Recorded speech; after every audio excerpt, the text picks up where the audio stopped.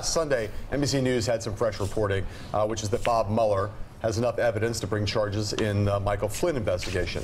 It coincides with reporting this morning from the Wall Street Journal, which says that according to people familiar with the investigation, Mueller is investigating an alleged plan involving former White House National Security Advisor Michael Flynn to forcibly remove a Muslim cleric living in the United States and deliver him to Turkey. Under the alleged proposal, Flynn and his son, Michael Flynn Jr., were to be paid as much as $15 million for delivering this cleric to President Erdogan, who views the cleric as a political enemy. According to people with knowledge of the FBI's inquiries, the Bureau reportedly asked at least 4 individuals about a meeting in mid-December at the 21 Club here in New York City, where Flynn and the Turkish government representatives discussed removing the cleric. By I say removing, I mean kidnapping the cleric. Those discussions allegedly involved the possibility of transporting him on a private jet to a Turkish prison island, according to one of the people who has spoken to the FBI. A spokesman for Mueller declined to comment, as did a lawyer for Mr. Flynn and Mr. Flynn Jr., Mark McKinnon. We discussed this a little bit earlier today. I am almost as flabbergasted by this story as I am by the story about Roy Moore.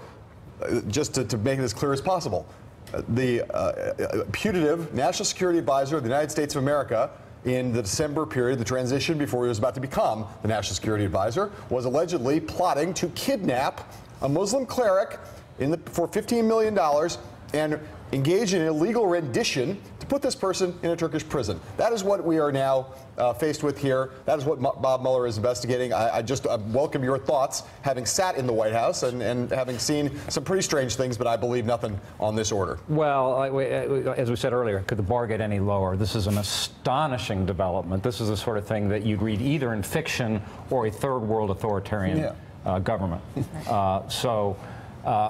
I mean, and it just testifies to how broad the net's going and how deep it goes, and that, as you've been saying all along, John, this is not the middle or the end, but just the beginning of a net that is really getting wide and bad.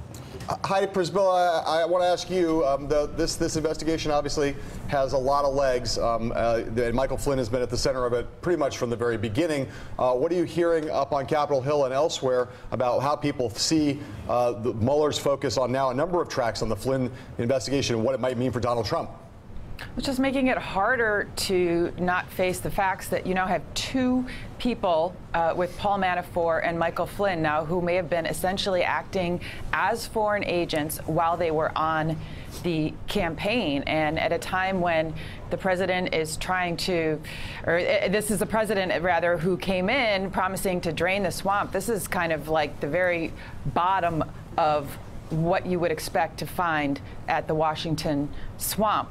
And I just think it's going to, even if this is totally unrelated to the Trumps and they let's say they knew nothing about it, it at a minimum goes to what kind of vetting was going on in this campaign, and there'll be questions as well about what the Trumps at least knew about it, even if they weren't a part of it. I feel like we're into now, it's like we're in Bourne territory here. This is like the Trump identity, the Trump ultimatum. But here's the deal. It's incompetent, Jason The Bourne. Trump supremacy. The Flynns were like not good at Bourneism. It's just absolutely incredible. And somehow it's going to lead back to Russia. It just, of course it is. Heidi's point, though, about vetting the campaign is a critical point. When you look at the nominees for many, many posts that Trump has proposed, when you look at the campaign people who are attracted to the Trump campaign and worked in the Trump campaign, who would hire them? Well, nobody. I mean, we actually, that's not a joke. Nobody.